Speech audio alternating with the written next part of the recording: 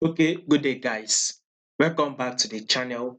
Now, to those of you that are yet to subscribe, guys, be it you are new to this channel and you've not subscribed, I want you to click on the subscribe button, like, share, make your comments. We'll love to watch out for it.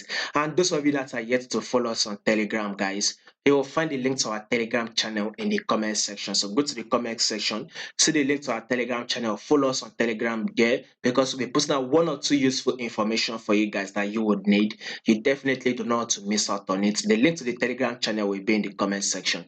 So let's go to the daily time frame on this Swiss franc JPY. So what can you see here?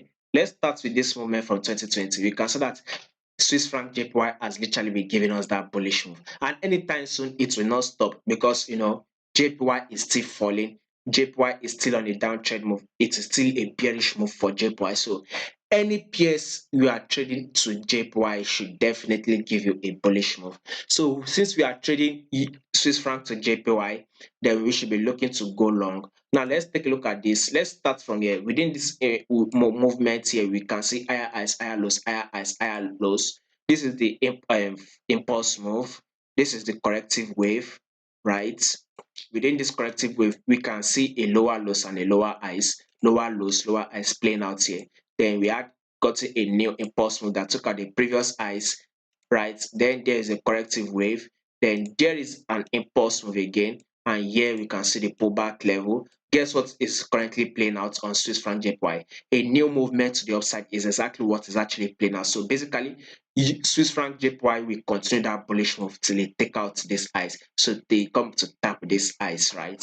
So this is the level we'll be expecting on Swiss franc JPY. We'll be looking to come to tap this ice on Swiss franc JPY.